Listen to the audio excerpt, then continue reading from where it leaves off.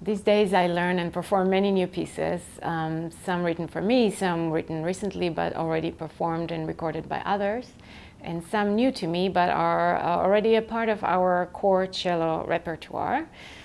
Learning a new piece, whether it was written 200 years ago or just yesterday, is a lot of fun, but it can also be daunting. I was recently asked how to approach the Dvorak cello concerto. And it took me by surprise, so I wanted to talk in detail about this. Many pieces don't play by themselves. We have to bring them to life. The first thing to do is to read carefully the title of a piece and the tempo markings. You don't even need your cello for that first, studying the score. It seems obvious, but sometimes we forget that Allegro monotropo is different than Andante, and these indications are there for a reason. Many new pieces have descriptive titles, not just sonata or concerto, but for example, Spring, Rest These Hands. Those are pieces I've played recently. Tangle Eye, a new cello concerto that was written for me just recently by Dan Visconti. When I actually sit down to physically practice the cello, I usually sight read the pitches, the dynamics and rhythmic values at the same time. But if a piece is difficult, if it's technically very difficult, it is sometimes impossible to sight read it, and so I start by just getting the correct pitches before I worry about anything else. In this case, I go almost bar by bar. I get the pitches, then add the correct rhythm, and finally the dynamics and expression markings. I usually don't put down fingerings until I get a better sense of what the composer is after in terms of color and how the piece is mapped out on the instrument. It is also very important to know what's going on in the score if other instruments are involved. For example, which passages need to project if you're playing with orchestra or with piano. Otherwise, you might not be heard over an orchestra if you choose very dark fingerings, if you choose to play on the D string. And sometimes you also want to give yourself a couple of options in terms of slurs, in case you come to a big hall and you feel that your slurs are just not long enough. They suddenly get short as as our hearts race. Sometimes the bow gets shorter. Magic. The harmony is very important, so if you're playing a concerto, it's very important to practice with a pianist, or a sonata with a pianist, because the harmony is going to shape intonation and obviously shape your everything. In terms of choosing fingerings, which slides are going to enhance the expression and which passages require simplicity and speed and don't allow shifts. Slurs are even more tricky to put down right away. After you have an idea of the pitches, look again at the tempo indication. Now it's time to figure out the exact note values. When you have the indication freely or molto rubato, this does not mean that you don't need to feel a pulse. So before you can play freely, you have to practice the tempo strictly. That is, of course, unless you have a tendency to play very, very straight, too straight. In this case, you might want to not worry about the metronome to begin with.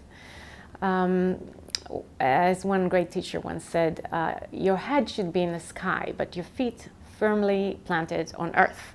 And in other words, when we play free, we can only play free if we have that inner pulse going. In terms of learning a rhythmically complex work, here are a few tips. If there is, for example, a 5-against-2 indication, one way of practicing this quintuplet would be to have the metronome beat quarters and on top play the quintuplet with separate bows in a loop, where the aim is to land on the beginning note of the quintuplet every 2 beats. So if I put my metronome on 60 and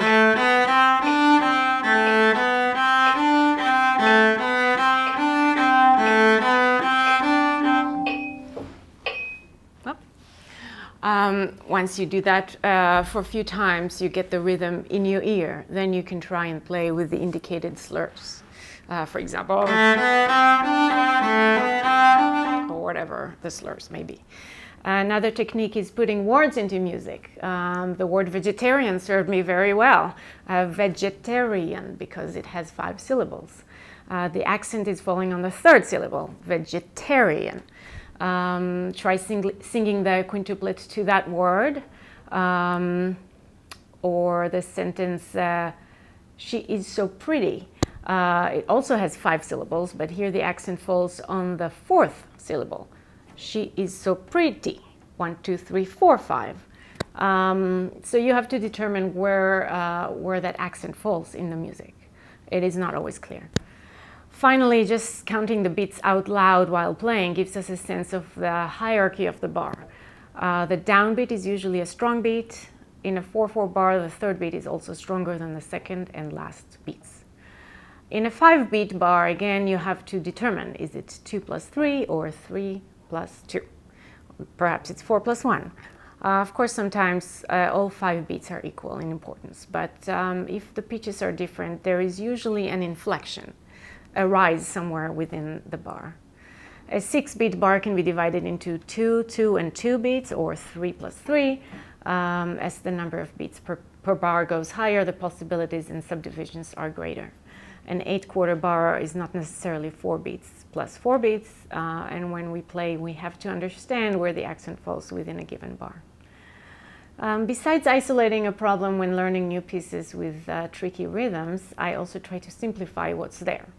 So if there are grace notes, for example, I first play without them, and only when I understand what is going on rhythmically, I add the grace notes back on. After reading a piece through a few times, an overall map of the piece emerges. You start noticing themes that repeat, maybe repeat in different keys. Sometimes there are no melodies per se, but only specific intervals that keep coming back. Maybe the piece looks atonal at first, but when you notice, but then when you practice it longer, you notice that there are a lot of C's in the piece, for example. If there are available recordings, I usually listen to a few, but only after I have some sense of the piece and how I feel about it and interpret it.